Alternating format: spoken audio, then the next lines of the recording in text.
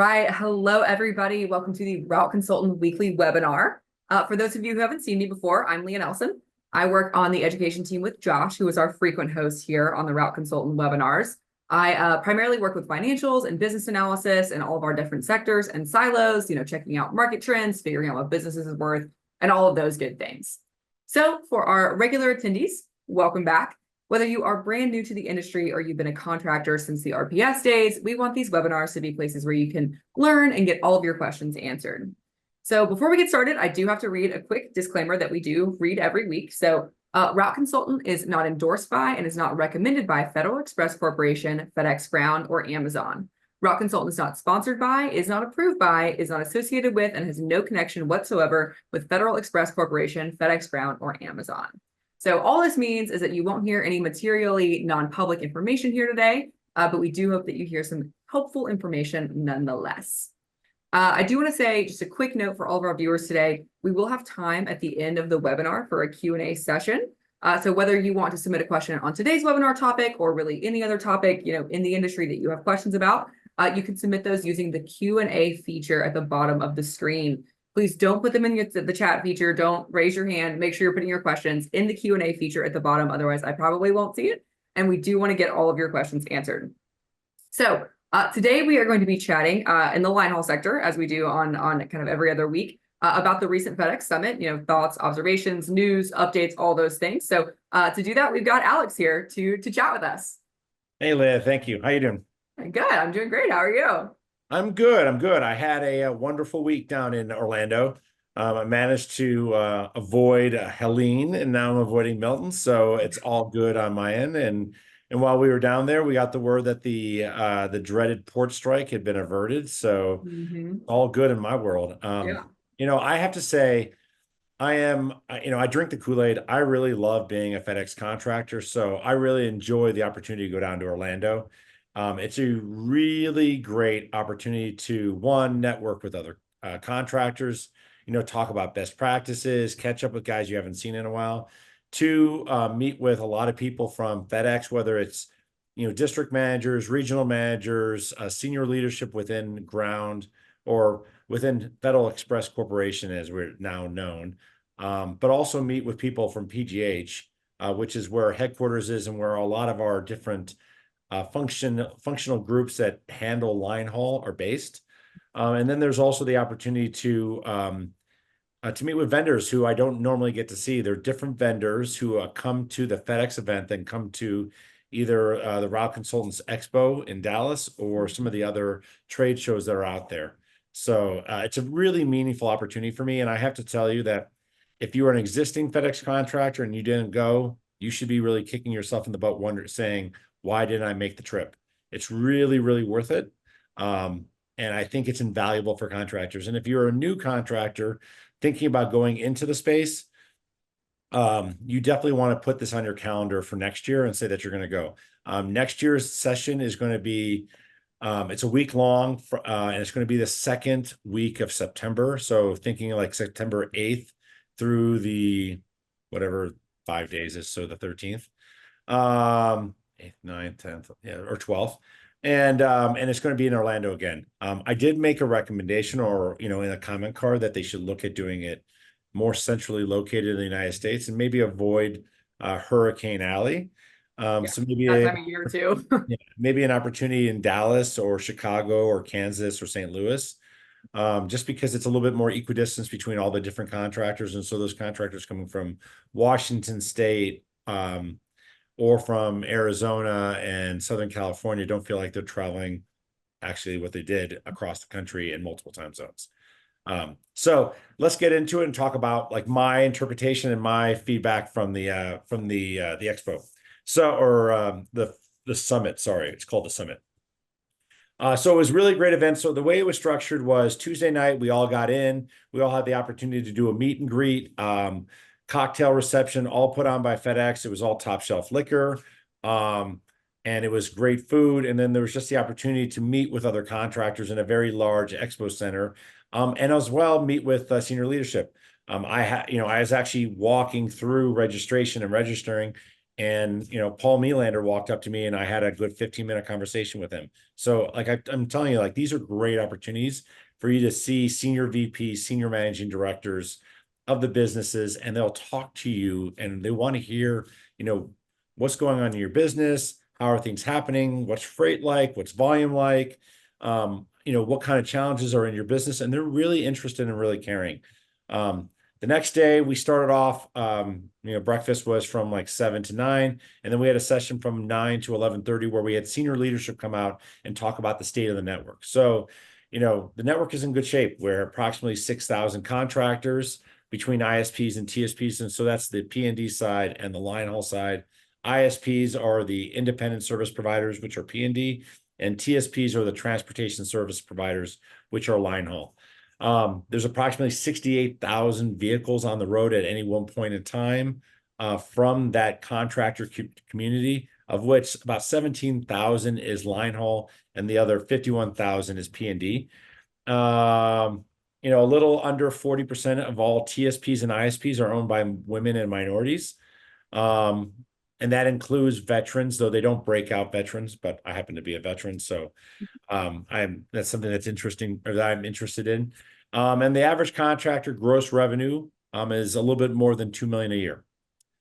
So the state of the network is very strong. And it's good to see that there are opportunities to grow. And that was one thing they talked about. So some cool stats about the network that they shared with us.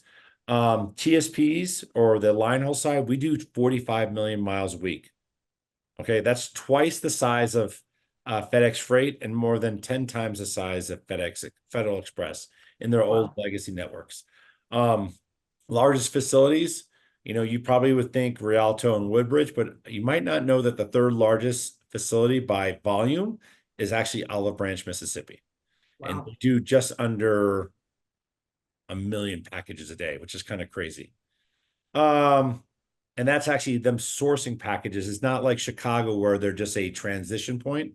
So Chicago handles about a third of all volume, but that's more of like, moving it from the West Coast or moving it from the East Coast and then redistributing it out in the network. And then the average packet travels 1.9 days in the network. That's the average travel time. So it's kind of cool. Then they had a bunch of other stats. I won't go into details, but they said like if you stacked all the packages in one day that we handle, it's like twice the height of Mount Everest, stuff like that. So they're really excited about it. Network 2.0 is just started. Less than 1% of the network has experienced the consolidation and the integration of Federal Express and FedEx Ground. They didn't go into too many details about when, what's going on between now and the end of next fiscal year, but they did say that significant portions of the network would experience integration beginning in fiscal year 26-27. So after next June. So there's probably going to be more test markets where they're doing consolidation and integration. In general, it's a positive for TSPs. They talked about there's going to be a lot of growth opportunities in hub area runs. So think what they're going to be doing is there's approximately between Federal Express and FedEx Ground, there's approximately 1,200 stations, terminals, and hubs and air ramps, and they're going to consolidate all those down into about 1,000. And then there's going to be opportunities for Federal Express or for Ground or TSPs to be, moving volume between the hubs, between their air ramps, between the terminals, between the stations and stuff like that. So there'll be a lot more opportunities for that. So they did talk about there's going to be a lot more growth in the solo network within FedEx. And then potentially long term, there could be more team runs as they look at mothballing some planes to right size the air freight volume and the air freight network and take advantage of how fast we can move things on the ground network. So think about, say, you can get something from Chicago to Cincinnati in one day, or you can fly it there in 4 hours. Well, some stuff needs to fly there within 4 hours, but some stuff can, depart on a Chicago facility and arrive in time for delivery the next morning. And you can do it by ground, which is a lot quicker, or not a lot quicker, but a lot cheaper than, spinning up an airplane and flying an airplane from Chicago to Cincinnati. So there's stuff like that they're going to look at, determining, okay, what is the travel time for this package and can we get it there, before the delivery date using the ground instead of the air network. Safety remains the number one priority for FedEx. They talked about it incessantly, and I agree. It is a very, very important from my standpoint as a FedEx contractor. The safer the network means is the more efficient I run. It means lower premiums that I pay in insurance. It means that I have less concerns about the bumps that I'm meeting with and what kind of drivers and what kind of trailers are they bringing to me. And it also means that there's less disruptions in the network. What it means to FedEx is really, really meaningful because it means that they have to reserve less funds because they are a self-insured company. So it frees up capital for them that they can either redeploy back to shareholders or redeploy back into the network to invest in the network, or actually release funds to us because we're a safer, more productive base of operations for them. So it's really important, and every opportunity we should be doing to make our network safer, we should be looking at. And then there's a new initiative. It's called Roadmap, and it's targeting specifically packages under 5 pounds. So FedEx is looking at, okay, well, we just got rid of the US, or we just stopped doing and participating in the USPS network, for air freight and air mail. And so the question is, okay, we have this capacity, this spare capacity within our network, and how can we utilize it, and what kind of customer base we're going to go at? And one of their plans is to go out after that sub 5 pound package. So think, shoe boxes. Think about Amazon competitors. What Amazon competitors are out there? I'm sure we can all think of some. That's the target of what they're looking at. And they're looking to they're targeting initially 1 million packages a day. And then there was some other stuff, more talking about globally what FedEx is doing. I'm not really going to go into details about that. If you're really curious, you can listen to the earnings call. Scott Ray and John Smith and Raj kind of talk about that on the different earnings calls. So really focus there. But there's some interesting initiatives that they're trying to do in the air freight market, and the freight forwarding market, which are areas that FedEx doesn't currently participate in. After that, there was a small Q&A. It was all pre-recorded questions from contractors. And I will say that it was heavily skewed towards ISPs, and that makes sense. There's 2 times or 3 times more ISPs than there are Linehaul. That being said, we did have a breakout session later on where we got to spend time just with Mike Tiefenthaler, Jeff Grimm, who run East and West Linehaul, or West and East Linehaul operations.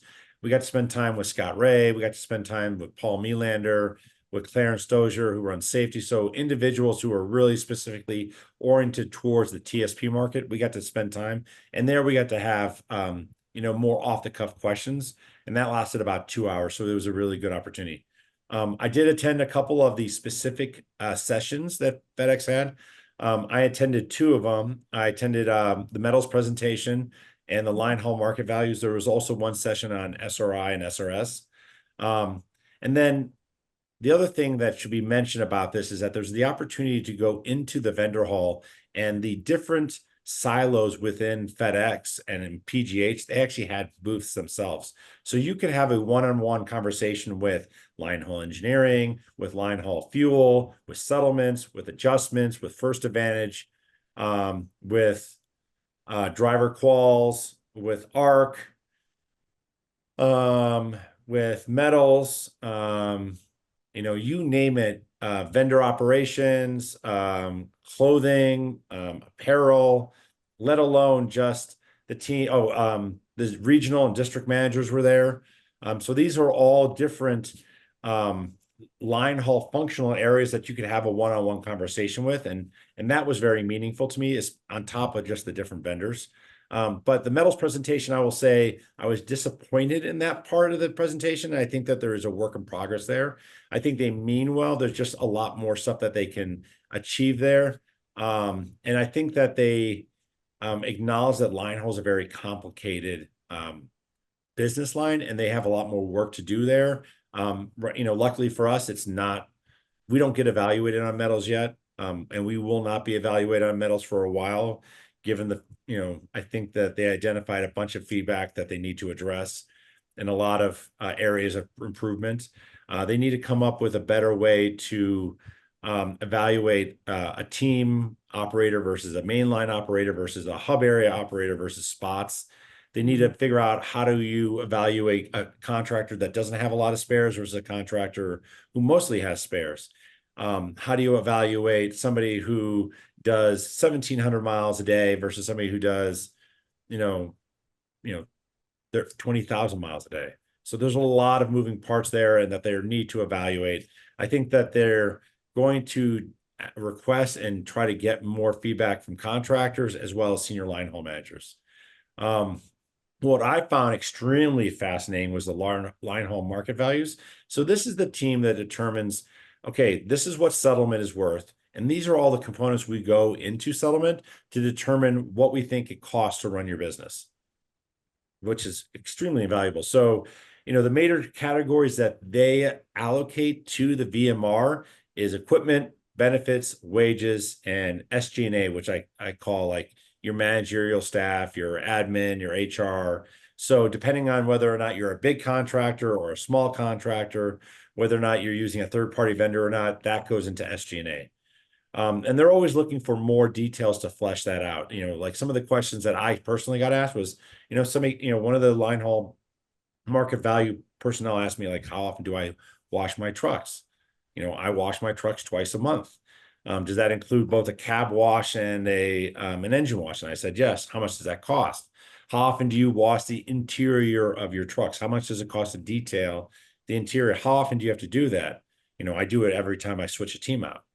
How often do they asked, like, how often do I exchange, my mattresses for my teams? So these are things that they don't have and they don't capture, and they want to add into so they can more perfectly reflect what is the cost to run the business. And so I had a really strong conversation with them, and we talked about, the friction of losing drivers and having to recruit drivers.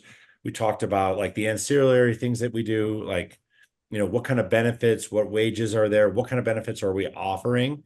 Where are we, where is all that stuff going? And, and then from there, we talked also about like CARP 27, the initiatives about like how expensive like trucks are going to be in 2 years and how can we allocate that stuff. So I found that those one-on-one conversations extremely valuable. And, I followed up with them and, they're like, well, we want to use you as an individual that we can rely on in the future. If you can send us invoices, if you can send us examples. And so that was awesome. That was just phenomenal. I spent a lot of time talking to the fuel people because I've had a lot of questions about fuel cards and the new initiatives that are coming out, because there've been not a lot of communication regarding that, and they've actually now provided it. So in those one-on-one sessions, so we're getting a new fuel card. FedEx is going to roll it out at some point. I'll let them explain the details, but I'm excited about it. It's going to give contractors more control and provide a more a safer product going forward and a more secure product, which is exciting to me. The other departments I talked to, like I said, I talked to settlement, I talked to SRS and SRI, which are safety results summary and safety results indicator. I have two issues that I've been near and dear to my heart that I've been pushing. And I've had senior managers run it up the flagpole. I've had BDS run it up. I've talked about it to Paul Melander. I talked about it to Jeff Grimm and Mike Tiefenthaler. And then I had the opportunity to actually individually talk to the functional head that runs that product. And it was awesome. We actually had a really frank discussion. I said, okay, this is how you are evaluated on CSA scores by the Department of Transportation. And if you use that kind of same methodology, you should be you should be evaluating contractors the same way.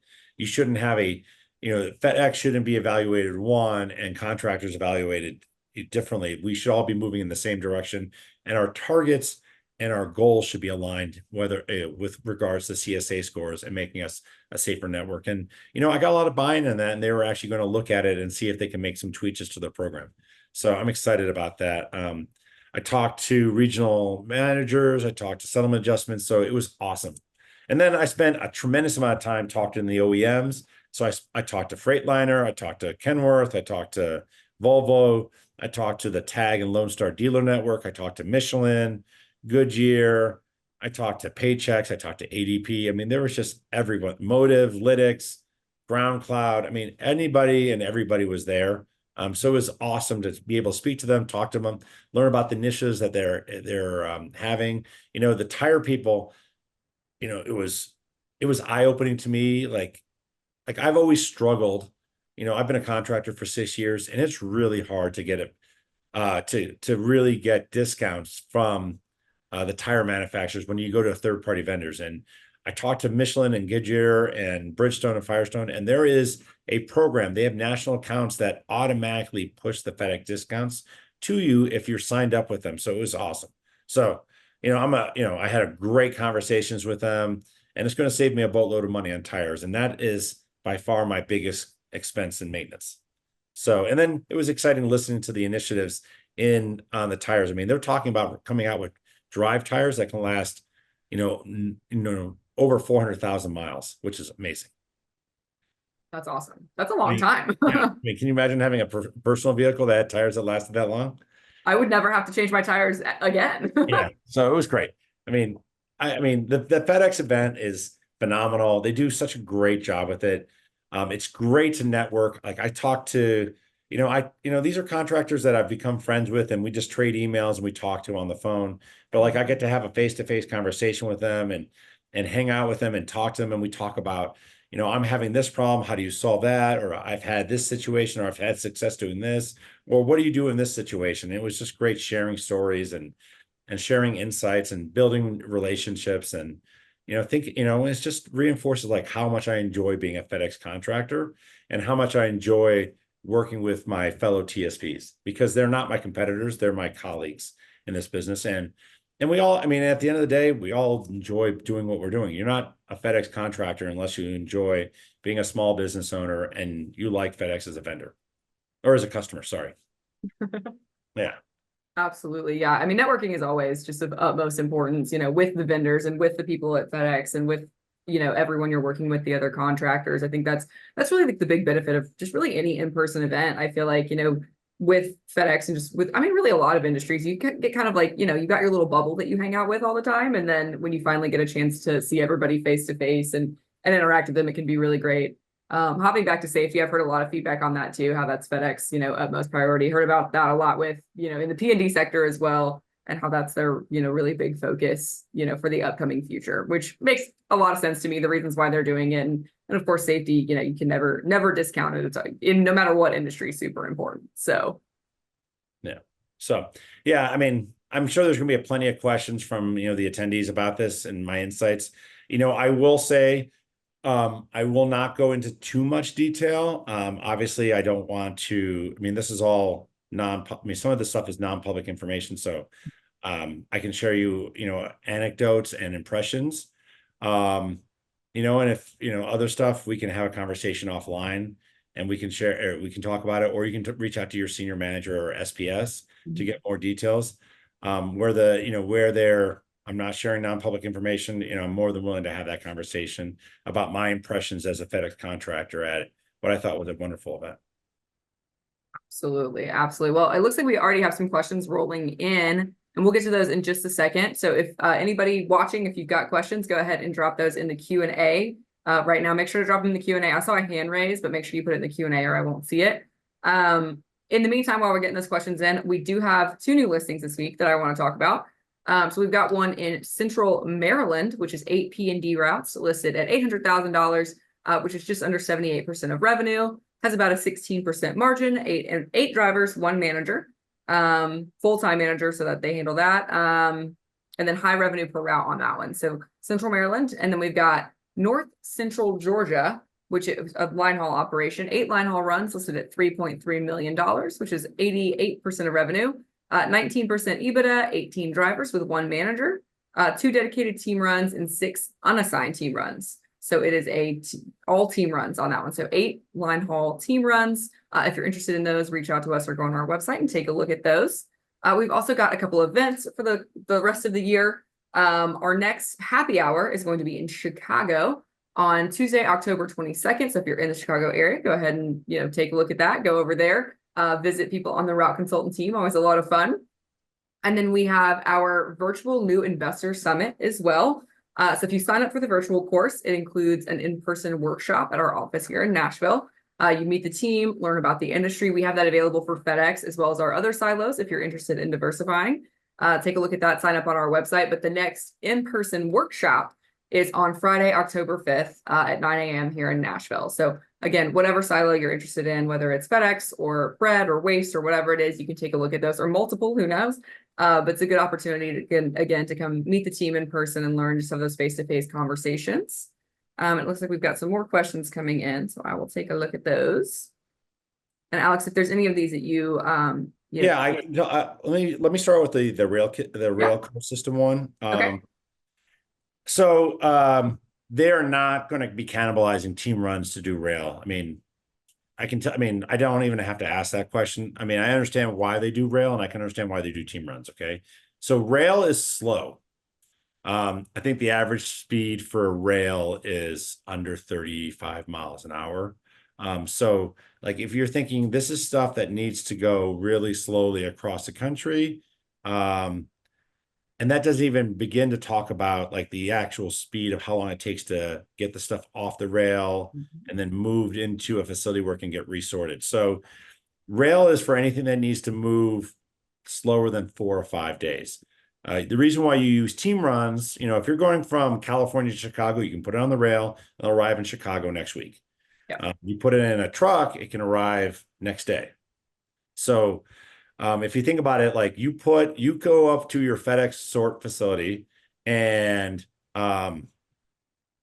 you go to your FedEx Kinkos, you give them a package. For example, I just did it today. I went in and dropped off a package. I happen to live in Denver, Colorado.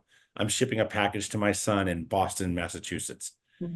I went in, gave them the package, and they said it would arrive. Today is Wednesday. They said it would be there by Saturday. And that's just because I did it at 2 o'clock, so it was after the cutoff time for them to actually make it into the sort. And so it's going to go out tomorrow morning. It's going to travel 2 days, so less than 2 days of shipment time, and it's going to arrive in Massachusetts on Friday and get delivered to the house on Saturday. Now, if you're going to go by rail, it's going to go from Denver, it's going to go to the rail yard, then it's going to go to Chicago, and then from Chicago it's going to go to Massachusetts. Actually, it's probably going to go, I don't even know where it's going to go. It's going to go to maybe New York and then go to, but it's going to go that way, and it's going to arrive, maybe in 7 days. So yeah, rail's not the answer. Rail is for slow, bulky stuff and also for empty trailers. So FedEx is going to use rail all the time for empty trailers.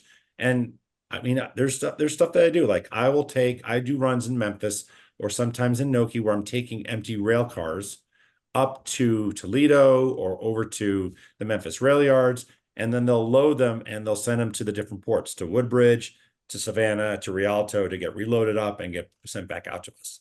So that's what rail is used for. That being said, FedEx wants to increase their rail and reduce their reliance on outside power. So there are times where outside power is used, and that's for like one-way freight that doesn't have a return leg. And so they would rather actually increase their rail usage and decrease their outside power. And so I could see more, I could see that mix changing, but in general, on the ground side or on the TSP side, we handle about 75% of all FedEx volume, and that's only going to get bigger because we're the cheapest. Rail is cheaper, but it's slower. But in general, we're the cheapest way to transfer anything across the country. Yeah. Just so you know, Quentin, my name is Alex Froome. I'm a FedEx contractor. I've been around for 6 years. I operate in Memphis, Olive Branch, and Northern Kentucky out of the Independence Terminal. It's called Noki. So I run 35 trucks. Actually, I'm about to buy another truck, so 36 trucks. I have 30 dedicated and assigned runs and 6 spares. So that's my business, 47 drivers. Do 90,000 miles a week or 85,000 miles a week. Okay, so talking about the $35,000 contractor liability for rear end collisions. So just to give the backstory, in the previous contract that the TSPA that we operated on, the Transportation Service Provider Agreement, the rear end collisions had a indemnification cap of up to $2,000. So as long as you had FCAM and you had you were able to provide a better video of the event, and your driver was up to snuff on their training, you were only liable up for $2,000. Well, this year is the first year that everybody's supposed to have FCAM, and you're supposed to be 100%. Your entire fleet's supposed to have it. So in FedEx's mind, and I actually had this conversation with both safety and with Linehaul operations and Linehaul engineering, and I kept trying to say, well, why are we getting identified? And their view is that, well, if everyone's FCAM, then we shouldn't have any. The probability of having a rear-end collision is minuscule. And I will say, the newer FCAMs out there, the 2019 and newer stuff is really, really good. Like, I actually had a situation recently where I had a driver fall asleep. I mean, he was out cold. I mean, passed out in the truck, snoring away, and the truck slowed him down and stopped him, and avoided a rear end collision, and it was phenomenal. And then it started beeping louder and louder to try to wake him up. Eventually he woke up, but it was kind of a scary incident. My driver swears to God that he wasn't sleeping; he was just, his eyes were closed, and he was taking a big long yawn. But Okay. so suffice to say, he didn't drive for me again until he got a sleep apnea test and got cleared, and had to get a new medical certificate. So the rear end collision stuff is phenomenal. So what FedEx is looking at is, like, if you have FCAM and your FCAM is working, then you shouldn't have to worry about rear end collisions. And this is really targeting and trying to use more of the stick now instead of the carrot to convince contractors either to upgrade to newer trucks that have better FCAM, or two, when your FCAM is not working, go out and get it repaired.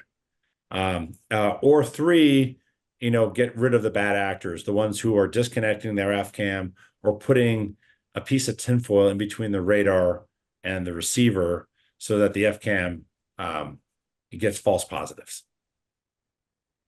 Oh no. So I hope that answers your question. No, the $35,000 liability is not going away. So I'm the bearer of bad news there. Yeah. So. Well, it looks like as of right now, oh, here's another one. So does the optimization, oh gosh, I can't read today. Does the optimization process for FedEx reduce the amount of spare tractors a contract can have on hand? So it's different, right? So we are, as contractors, we have the ability to determine what we think is the appropriate number of spares we need to have to run our operations. So it's up to us. Like, if we want to be less efficient and have more spares, we can. What FedEx will control, though, is that they will not feel the need to dispatch your spare tractors. And so what they're working on is that making sure that the tractors that they dispatch on a regular day for mainline and hub area runs are your assigned tractors or unassigned, or your tractors on your A1. What they don't want to be doing is saying, hey, Alex, you have your 2 unassigned teams already out and you have your 4 assigned teams already out, but we have extra work. So instead of us going to the unassigned run rotation, you're just the easy button because you actually have a spare tractor sitting in the yard with 2 drivers in it, and we're just going to go to you. So they want to get away from using spare power for that. That being said, spots are a different animal completely. So if you do a lot of spots, you happen to be in a station, a lot of times those spots are not on your A1. I would say 99.5% of all spots are not on an A1. And so those, by definition, have to be done by spare tractors because they're not assigned. So you can find a contractor, I am not one of them, but you can find a contractor that does a lot of spares and they will does a lot of spots, and they will have a lot of spare tractors. For me, I like to believe that you don't need to have any more than about 15% extra tractors in your network or in your operation to be efficient. So I have, like I said, I have a 30 assigned and unassigned runs. So I have 30 tractors on my A1. I currently have 35 tractors and I'm buying a 6th. That's a little bit more than I wanted to, but what I'm doing is I'm actually buying a tractor and then I'm going to replace a tractor after peak, or I'm going to get rid of a tractor after peak. And so I'm just using the opportunity right now to get a tractor on. I'll work it a little bit harder during peak. And then this tractor that I want to dispose of, which is going to become one of my spare tractors for right now, I'm going to sell after peak. hopefully when the used truck market's a little bit stronger. Yeah. Yeah. Next question from Daniel we've got is thoughts on having a fully leased fleet versus a mixture of financed and leased. So I don't like having a fully leased fleet. I know that's the easy button, because if you go to REL, which is rolling equity lease, or Ryder or Penske, there's a lot of attractiveness to get them to handle your maintenance for you, but you lose a lot of the tax advantages by having a fully leased fleet. So for me, the majority of my tractors are financed, or I just happen to own outright. And that's because I like to take advantage of the depreciation characteristics of owning my own fleets. So I do have a couple tractors, or at least I have six. A lot of that was just, either residuals from back in the pandemic, where it was a little bit easier to get leased tractors than it was to get brand new tractors. Also, there are certain opportunities where, I happen to have four leased tractors from REL because, I needed tractors. And the nice thing about REL is that you can go up to them and say, hey, I need a tractor. And they'll be like, well, do you need it tomorrow? Do you need it Friday? I can have it to you on Monday. Do you want it Tuesday? Just let us know. We have the tractor for you. Oh, and it's FedEx spec, and we'll help you get it through the tractor approval process. So, REL is really the easy button, but the disadvantage is that you're leasing tractors and you don't get to take advantage of the depreciation. And so you can't offset your taxes. And I like not paying taxes to the federal government. Right. Yeah, don't we all? So that is the advantage of owning your tractors. Unless you can get a capital lease, you don't get the depreciation expense. And if you really need to understand that, I would suggest reaching out to your accountant, and he can walk you through what a Section 129 or I can't remember a maker's depreciation schedule looks like, and what does that mean for your taxable income? Because we're all S corps, which means that any income that you generate in your S corp is going to roll up to your personal income taxes. Yeah, definitely talk to Yeah. your accountant about, the options there, and depreciation is definitely a big one on the tax returns for all of them that we look at, P&D and Linehaul both. So so I always try to buy. So like I said, I have a fleet of 35 tractors. So I'm usually buying somewhere around 5 to 7 tractors a year. And so, I was gonna say, man, that you should be up to more than 35 tractors. yeah, I mean, a big contractor, no, but so I usually buy 5 to 7 tractors a year. And that allows me to take advantage of constantly having tractors that I'm depreciating. And then what I do is I roll my team tractors into my solo fleet. And so that's just a way for me to not have to deal with recapture. All right, we've got another question here. What's your take on FedEx Linehaul versus Amazon Linehaul? I don't know. I don't own any Amazon Linehaul. I'm a big proponent of equity in my business. And the nice thing about being a FedEx Linehaul contractor is that not only do I own my trucks, but I own my routes. And that's a lot of meaningful equity in the business. I would talk to you, Leah, or talk to Butch, or some of the other guys at Route Consultants, and say, hey, what's the equity difference between a Linehaul business at FedEx versus a Linehaul business at Amazon? My impression as a FedEx contractor is that there's a lot more equity, and the multiples in a FedEx business are greater because of that equity than you have in a Linehaul business from Amazon. I would say that's a correct assessment, but for more details on that, feel free to reach out to us and we can connect you with our Amazon team. That is, what's our email address? info@routeconsultant.com. So reach out to us at info@routeconsultant.com. We can get in more details on that. So recapture, Daniel. So talk to accountant, but I can give you the plain gist of it. Say that you buy a brand new tractor for $100,000. Okay. Then you depreciate it. So you've taken that depreciation either straight line, or you can accelerate it. Straight line, you're going to do $20,000 per year over the next 5 years. And then at year 5, that tractor's worth 0, or you can do accelerated and capture all that depreciation now. Well, recapture is if you sell that tractor, say for $5,000, you now have a profit. You have a capital gains because you have it in the tax books as being valued at 0, but you sold it at 5. So recapture is you have to pay taxes on that differential between what you have at depreciated value versus what you actually sold it for. So generally, I try to run my tractors into the ground. so they're worth very little.